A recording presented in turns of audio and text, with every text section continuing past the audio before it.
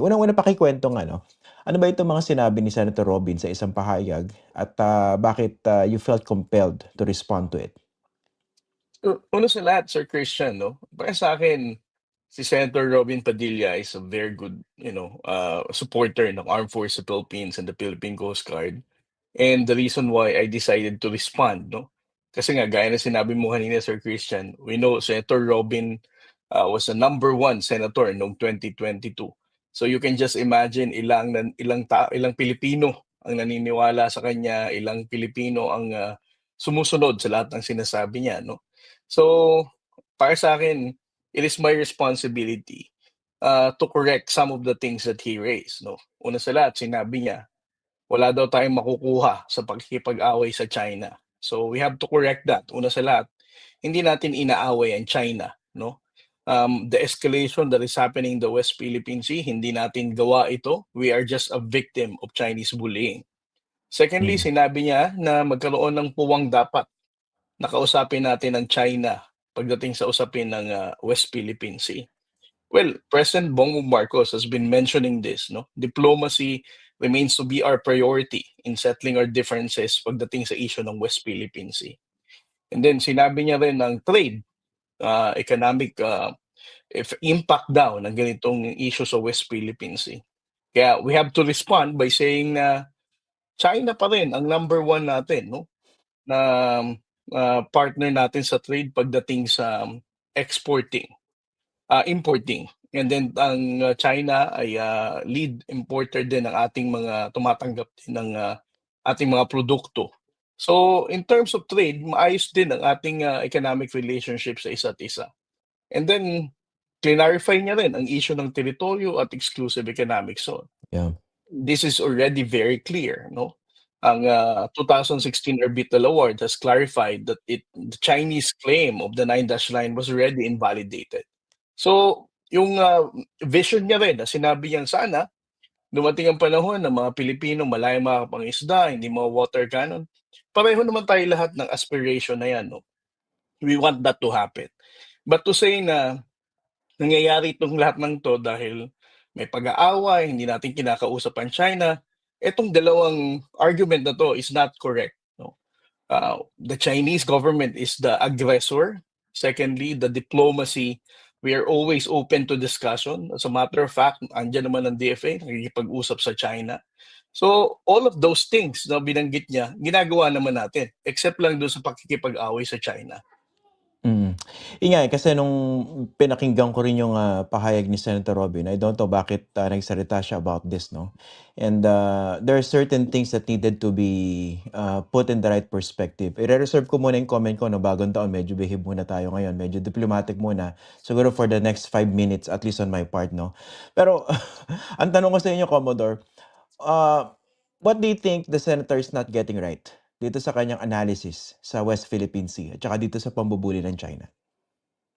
Well, para sa'kin, it's not the first time that we heard this kind of argument na sinasabing kausapin natin ang China, huwag tayong makipag-away sa China.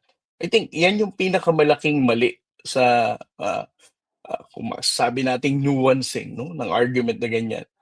That's why we need to clarify it. I don't think na, Senator Padilla is not well informed. The mere fact na more than almost 3 years na nating ipina-publicize ang lahat ng Chinese aggression sa West Philippine Sea, I don't think na kahit na sinong miyembro ng Kongreso at Senado ay magsasabing nakikipag-away tayo sa China. Dahil Mm. again, sila ang nambubuli sa'tin, sila ang nangwa-water cannon, sila ang bumabangga, sila ang gumagamit ng military grade laser. Wala tayong, ginawa na kahit na ano na mapo-provoke natin ang China. So I cannot speak for Senator Padilla why he came up with that kind of statement.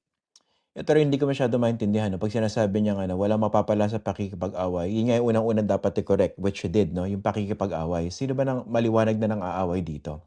Kasi yung kaya dangerous yung kaya I decided also to invite you Commodore 'no, kasi very, very dangerous yung gano'ng perspective ni Senator Robin, na kahit mukha siyang benign 'di ba, mukha siyang comprehensive, mukha siyang malalim, mukha siyang diplomatic, that actually benefits the bully, that benefits the aggressor, because that falls under the narrative which is fake and malicious.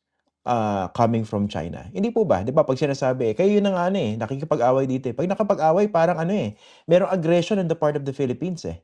'Di ba? Ang aggression clearly nanggagaling sa isang side at dun sa malaking bansa at dun sa walang karapatan sa ating exclusive economic zone.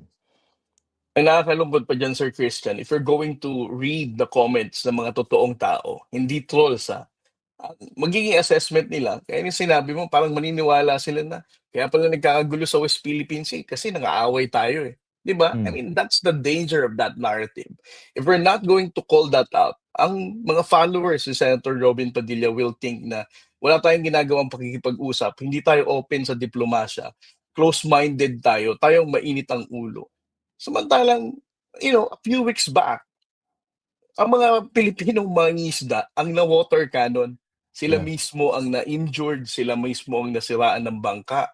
Para sabihing tayo ang nang-aaway, I think that's a very misplaced statement. Tsaka ito, Commodore 'no, siguro dapat ano rin natin, linawin din natin sa mga kapwa natin Pilipino, na talagang Pilipino 'no, yung talagang nagmamahal sa ating bansa. Hindi nagpapanggap na nagmamahal sa ating bansa, pero actually pro-China. Maski sinasabing hindi sila pro-China. Okay, eto madalas itong gamitin ng mga pro-China narratives, eh. Sinasabi, "Hindi, bine-bait niyo kasi yung ano, Chinese Coast Guard, yung China Coast Guard, pati yung Chinese Navy. Dahil nagpapadala kayo ng mga mangingisda diyan, alam niyo namang sisitahin kayo." Unang-una napakamali nun, eh. Yung parang can you imagine sarili mong bakuran, 'pag ginawa mo yung dapat mong gawin sa bakuran mo, namitas ka ng prutas, ng tanim mo, winalis mo yung bakuran mo, parang bine-bait mo pala yung kapitbahay mo who has no business being there in the first place. Sorry, bagong Alam taon mo, nati-trigger ako 'no, nabibusit alam kasi mo ako Sir sa mga Christian, ganito, eh. meron akong argument sa ganyang stupid argument ng mga ng mga trolls. Na sabi nila, hindi, sinadya niyo yan, scripted yan, eh. Yeah. Kaya na-provoke ang China, eh. Pero ang tanong ko nga, sabihin natin kunyari totoo ang sinasabi nilang scripted. Scripted, pinadala natin ng mga isda. Alam na pala nilang scripted, eh. Water cannon pa rin nila, 'di Yeah. ba? I mean, it doesn't follow that kind of logic, eh. Kung alam ng China scripted, edi sana Christmas season ngayon namigay sana sila ng Christmas basket, 'di ba? I mean, it doesn't follow the logic, eh. It defies common sense. 'Pag Mm, sinabi ng troll na scripted 'yan, trinigger niyo. Kung alam ng China trinigger sila, why would they even react that way, 'di ba? mm, So ibig sabihin, these are normal activities of the Filipino fishermen na pine-prevent nila. It's not scripted, it's not initiated by the government. This is the usual regular routine activities na ginagawa ng mga isdang Pilipino. Yun nga, tsaka yun yung second layer ng issue 'no, dun pa lang ako gusto ko mag-focus sa first line, eh. In the first place, China has no business being there. 'Di ba? Parang kunwari ikaw Yes. Commodore J, may bakuran ka magkapitbahay tayo. Winawalis-walis mo, namimitas ka ng gulay. Tapos ako yung malaking kapitbahay na bully, sisitahin kita diyan? Parang anong business ko being there? The same thing, Sir Christian, 'no, 'pag sinabing, "Hindi, bakuran mo kasi 'yan, eh. Alam mo na ngang magagalit sila 'pag pumunta ka." Parang tipong, bakuran ko nga 'yan, eh. Ibig sabihin yung kapitbahay kong mayaman, nagbi-build na ng, gate sa bakuran ko, hindi ko napupuntahan dahil magagalit siya. 'Di ba parang, Hmm, um, maling-mali yang mga ganyang argument, eh. Parang nakakainis minsan. mm, That's why we need to call this out, 'no. Otherwise, itong mga ganitong naratibo, iisipin ng mga Pilipino na, "Oo nga 'no, tama, mayaman kasi ang China, eh, malaki sila, eh, wala naman tayong magagawa, eh. So why yeah, don't we just give it away?" Parang ganyang narrative, eh, and that is something that we need to prevent. Otherwise, ang effort natin for so many years, 'no, na sinigurado natin ang mga kababayan nating Pilipino is united and understood what we're fighting for. Kapag pinabayaan natin 'tong mga ganitong naratibo ng mga sikat na tao at makakapag-influence ng mga maling impormasyon, it will go back sa panahon na parang wala na uli tayong pakialam sa West Philippine Sea.